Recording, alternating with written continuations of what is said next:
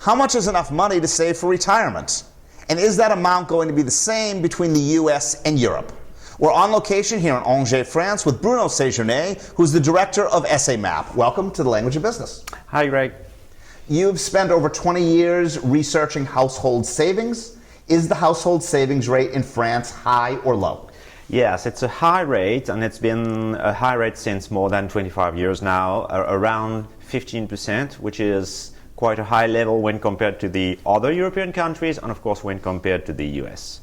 This high saving rate gave rise to the financial wealth, on the global wealth of households. Today we can say that households' wealth is something like twice the GDP, or in other words we can say also that it represents 9 years of income of households, which is a high level. And is the household savings rate so high because of the pension system in France? Not really. It's always been high for different reasons, but mainly when we look at the different data, we can say that there are two main reasons. The first one is precautionary saving. Okay, people are still afraid about the short-term future, what can happen to them, and also because they plan to invest in the long run for real estate. And the third, in third position, we have the problem of retirement, which is quite new in France because, as you know, we have a public system of pay-as-you-go retirement. And what is the current retirement age in France? I know that it's changed. It's been increasing a little bit during the last years because of the different reforms that we had since 1993.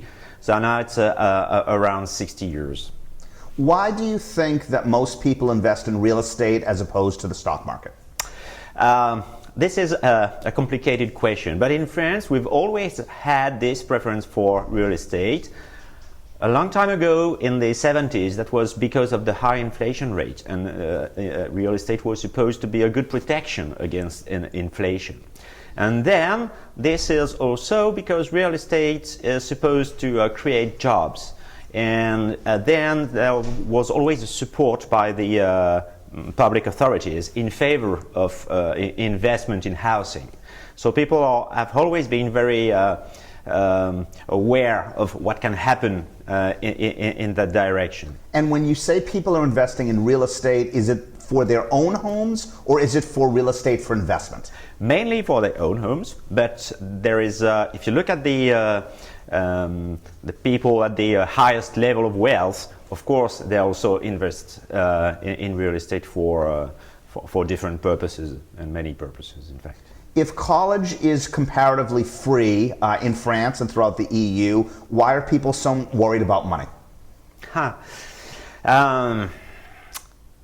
I think we don't trust in France. We don't trust in the future, just like you do in the US. That's a spirit, a kind of spirit difference. But in fact, I think that we all know that we've been living under a high protection by the state, and this is changing a little bit. So people do not know what's going to happen. The first reason for that is just because we have a high unemployment rate, and this, as I said before, can be linked with the precautionary saving motive. And then because we know that we're going to have to change our habits concerning retirement, and people start saving now for retirement also. Do you think the younger generation is going to save more or less than our generation? Well, what we can say is that they start saving earlier for retirement. Okay, the generation of the baby boom, as we said, started saving for retirement very late in their life cycle. And this is not the case for the young. They know that they will have to do something to prepare for their retirement, and they start earlier. But for this they need to have a good job, and they need to start in their life, and this is quite difficult for young people. Do you personally think right now you have enough money for retirement? As a civil servant, I can think that I have a good chance for that. But most of the reforms in France have been focused on moving the parameters of our system to make it sure and to make it safe. safe. Sorry. So people know that years after years, some of them know that they will have difficulties, but that's not the case for everybody. For example, that's not the case for civil servants most of the time. Bruno, thank you. Thank you very much, Greg.